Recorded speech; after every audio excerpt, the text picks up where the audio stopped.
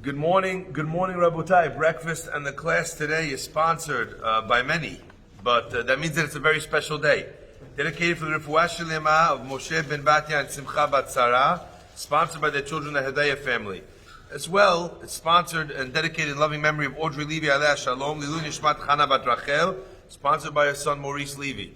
The class as well is dedicated in loving memory of Nurit Roshan Zamir, Lilu Nishmat Nurit Nusha Farin bat Hanum v'Yehuda Aleh Shalom, sponsored by the Zamir family.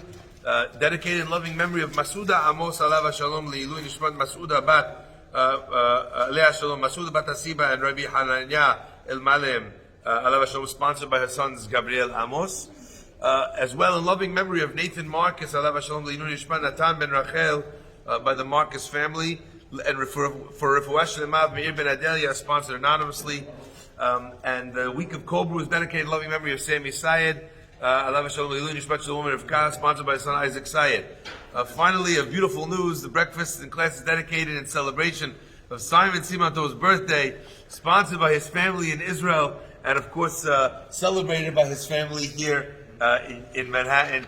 Hazaku Baruch. It's very beautiful to have you and to celebrate together with you in this special way. Okay, let's get cracking, like they say. We have a very special parasha here, and I always say it's important to be able to kind of keep your eye on the ball. Now, I remember a little while ago there was a movie that came out. I don't remember exactly when it was. But a movie that came out, it was from Star Wars or Star Trek. I don't know. What's the one that has like lots and lots of films? Star Trek or Star Wars? Star Wars. Okay. So they came out with a brand new one, and it was it right? There was a new. Okay, I don't mean this one. I'm not that current. This was I think in the summer maybe. So there was a new film in the summer or whenever it was, and what they said was in the newspaper, people were arguing over which order you're supposed to watch the films in. Because there's ones that are before, and ones that are after, and ones that tell you the original story, the after story. Mabarif, I don't know. But either way, they were arguing about what comes first and what comes second, and they were all different opinions, and they were going to say that before they're going to watch the newest one, they're going to watch all the 7 or 8 other ones beforehand to remind themselves of what comes first so they can watch the new one with the pure chazara, like they say. I saw a beautiful joke just this week. It says, "What do they call What do they call the second shot from Moderna and Pfizer? The second. What do they call the second one? They call it Hazarat shots. Anyway, the point is, there's 8 other movies that you're going to watch, and now you're going to see the last one because now you have the whole story in a row. Rabotai, when we come into the story over here, I think it's important to remember the story that came before the story. We ended off last week's parasha reading about how Yehuda, when he finds out that the Gavia is in the bag of Binyamin, he says to him, please, no, what are you talking about? And anyone who stole it, the whole family is going to be Avadim. We would become for you for Avadim. Now he comes back, he walks into the throne room, by Yigash Yehuda, but Yosef said, no, I don't need everyone to be slaves. Why should everyone be slaves? The one who stole the gavia, who stole the goblet, he'll be a slave. Everyone else, lechul l'shalom, go and peacefully back to your own home. You guys got it? Now, all of a sudden, Yehuda hears that. Vayigas Yehuda. Ki kamocha ke Paro, I'll fight you, I'll fight Paro, both of you are going to die. This guy walks into the White House, he sees the vice president, he says, I'll take you down, I'll take Trump down, I'm going to take everybody, right? This is what Yehuda says. Strange what's going on over here. And not only that, not only is it strange Yehuda's excessive show of force, but also the fact that 2 minutes ago, Yehuda gave an offer, right? I remember I had a friend of mine, you know what he said? He said he figured out the trick how to have peaceful cab rides in Israel. I said, peaceful cab ride in Israel. Lo shama'anu. There's such a thing, right? She'achiyanu kiyamanu. What do you mean? He says, it used to be I would get in a cab, the guy would be arguing with me the whole way on the price, telling me how I stiffed him, and really it should be more expensive, and how the fact that there's traffic and now it's going to cost him more, he's going to be in the cab.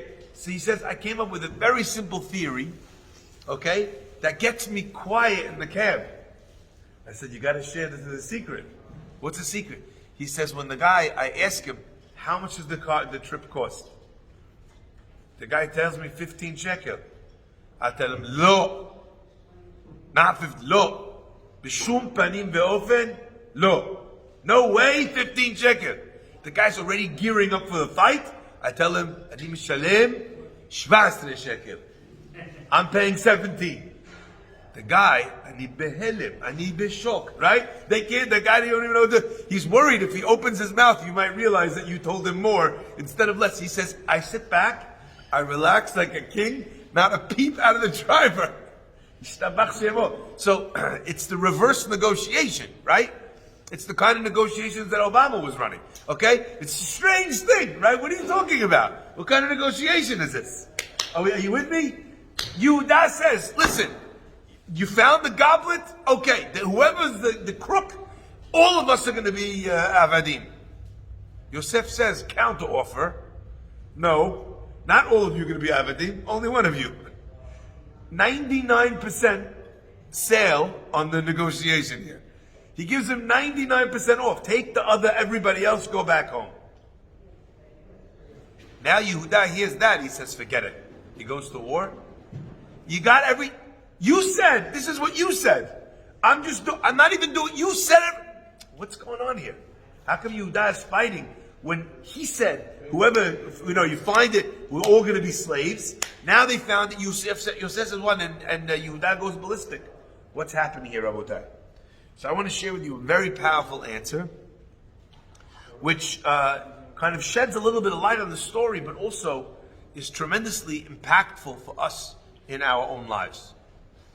Yehuda, the brothers, when they're stopped the first time, when they're dealing with all sorts of trouble, right? What do the brothers say? Aval Ashemim anachnu. We made a terrible mistake. We sold our brother. He begged us. He cried to us from the pit. B'itchaneno elenu. He called out and we didn't listen. We were cruel. Therefore, because of all that, ba alenu hasara azot. It's coming on us this difficult time.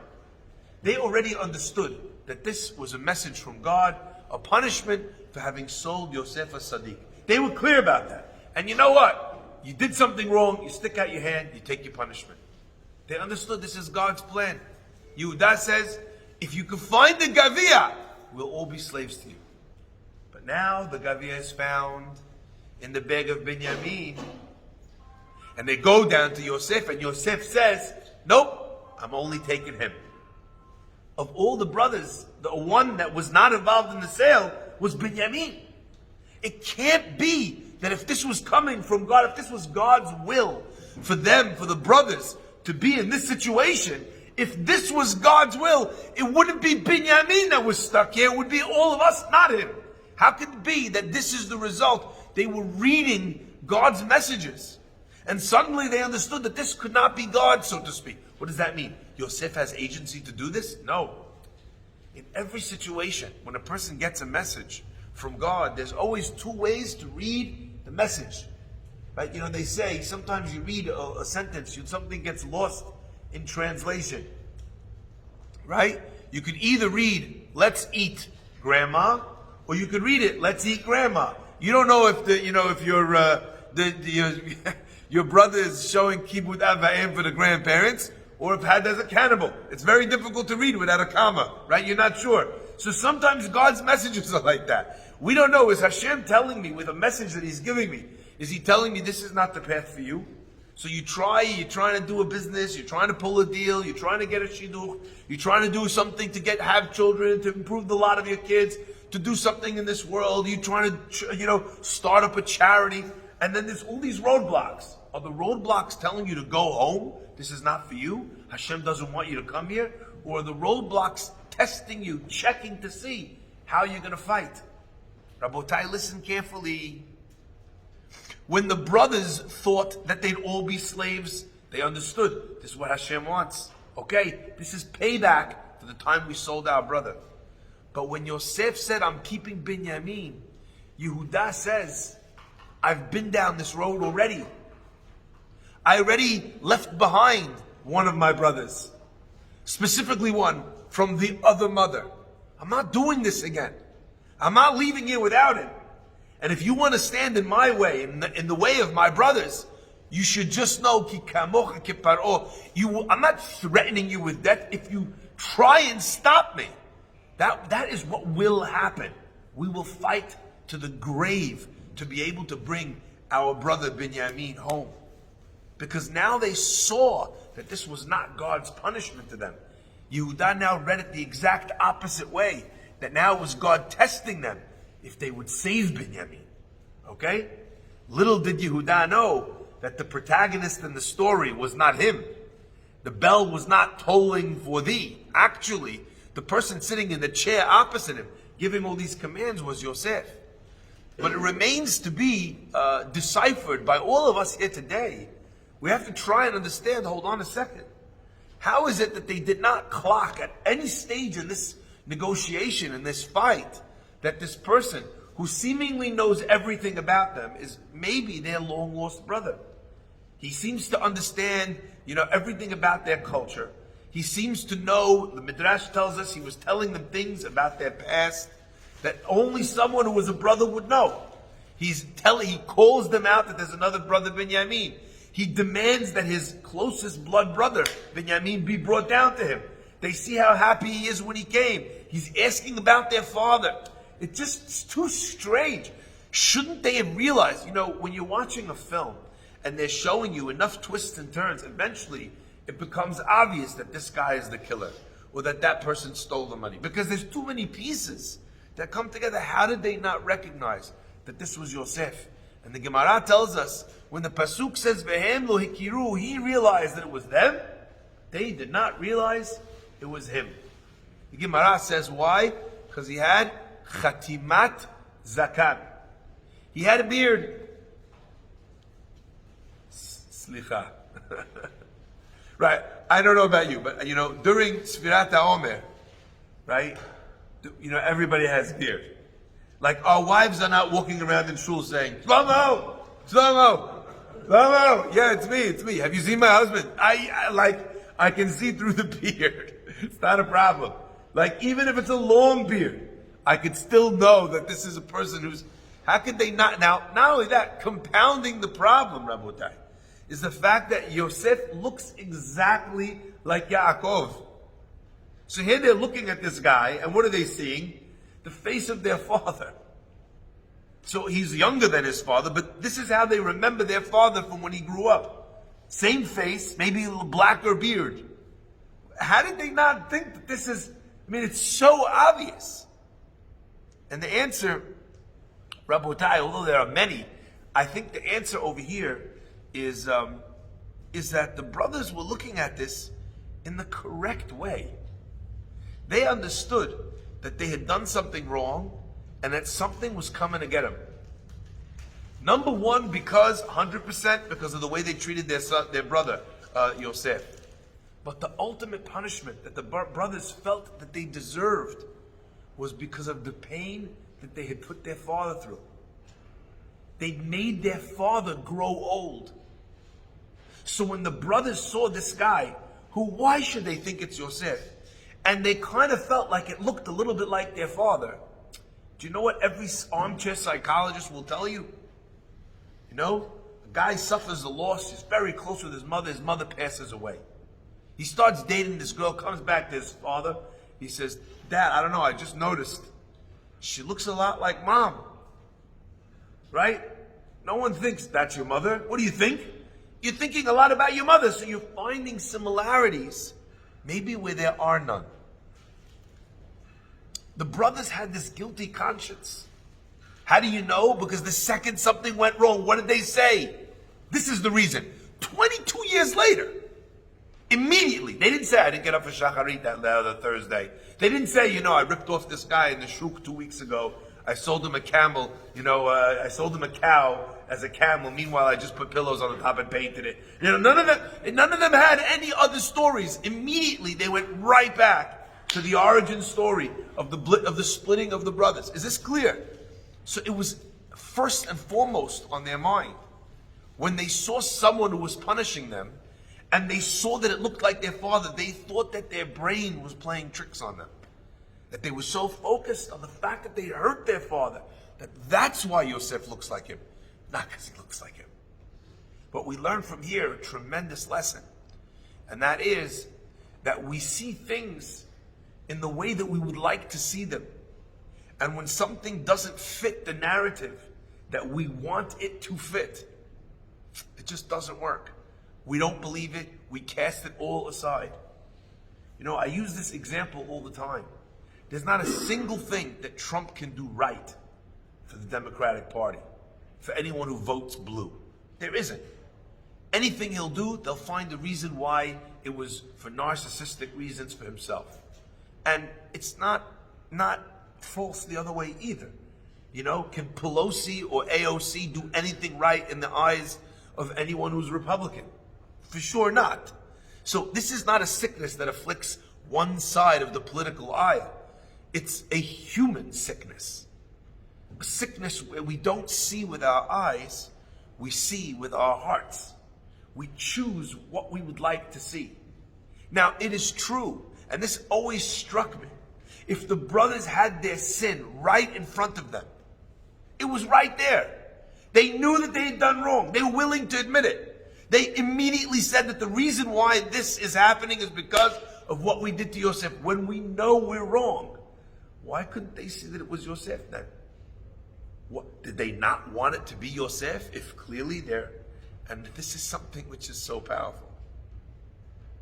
When you're in a fight with someone or you have a disagreement with someone, it's much easier to say sometimes, I'm wrong, than to say, you're right. I'm wrong, that's a mistake in my judgment. You're right means you're better than me. You ever hear someone say, look, I was wrong, but you also wrong? You ever see those guys? Right? But why does that make you feel better? Yes, it does. Yes, actually, it does. We don't mind making mistakes. In fact, we don't actually mind making mistakes in many areas of our life. Like as an example, do you ever get lost? You get lost, right? But when someone else tells you to go this way, and you're like, no, let's go that way, now you're fighting about directions. Weird. The answer is actually not so weird. When I am making the mistake, I can be fallible. But when my mistake makes you right, can't be. The brothers had already claimed I was wrong. Aval ashemim anachnu. They were able to say I was wrong. But to admit that Yosef was on the throne would be to admit that he was right. And that's not the same thing. It's a little bit harder to do that. And because of that, Rabotai, they were incapable of seeing. They saw Hashem here. When they looked at Yosef, they saw this punishment, they saw God's intervention. But you know what? Hashem can be right. My fellow man? No. Rabotai, we've learned this many, many different ways, many, many different guises. But the Mishnah and Avot tells us, Ahuv lema'ala, nechmad lemata. You want to know who's beloved above? A person who's beloved, who's cherished down here on earth. Rabotai, they had figured out and they had strong emunah in Borei Olam. But they could not fathom that this story, which started with them being wrong, was actually about Yosef being right. And listen carefully to their admission.